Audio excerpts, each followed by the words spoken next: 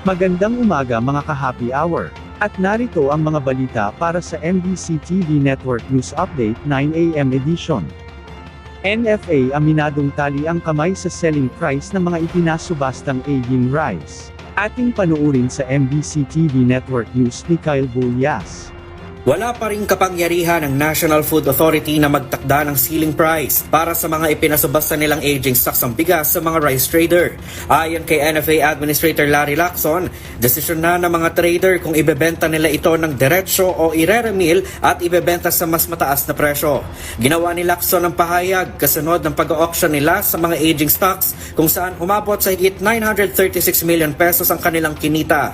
Umabot sa higit 737,000 bags o higit 32 million kilos ng bigas ang naibenta ng NFA kung saan pumapatak na 28 pesos ang bawat kilo nito. Noong po nakaraan, nung bago pa ho ang RTL, nakakapag-set po tayo ng ceiling price kung magkano nila ibenta. Pero sa ngayon po, wala na po tayong kakayahan at na mag-set niyan. And the mere fact po na sa competitive auction na po nila nakuha, talaga pong after po nila makuha yan sa ating mga bodega, wala na po tayong hold sa kanila, no? Ang kulatilya lamang po niyan ay at least yung mga sako, alam na ito is sold for auction, pero kung gusto man po nilang i-reprocess, kung gusto nilang ibenta diretso sa market, kung gusto nilang ipasa kung kanino, wala na po tayong hold doon, opo. Dahil din sa umiiral na rice tarification law, hindi rin maaaring magbenta ng direkta sa publiko ang NFA. Pero sabi ni Lacson, inaasahang maaamyendahan na ito pagdating ng Hulyo. Para sa MBC TV Network News, ito si Kyle Bulyas ng Deezer Age. Una sa Pilipinas, una sa Pilipino.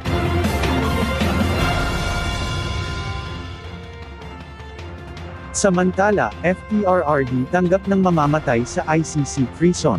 Maghanda at tanggap na umano ni dating Pangulong Rodrigo Duterte na posibleng bawian na siya ng buhay sa loob ng detention facility ng International Criminal Court sa The Hague, Netherlands. Ito ang kinumpirma ni Vice President Sara Duterte kasunod ng naging manifesto ng dating Pangulo sa korte na hindi na ito dadalo sa mga itinakdang pagdinig para sa kanyang confirmation of charges. Ayon sa Vice-Presidente sa isang interview, tuluyan na ring isinantabi ng kanilang pamilya ang pag-asa na makakabalik pa ng Pilipinas ang nakakatandang Duterte.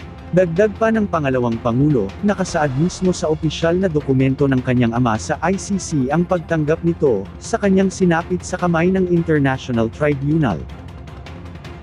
At yan ang mga balita para sa MBC TV Network News Update 9 AM edition. Abangan ang mga susunod na balitaan mamaya para sa 10 AM edition.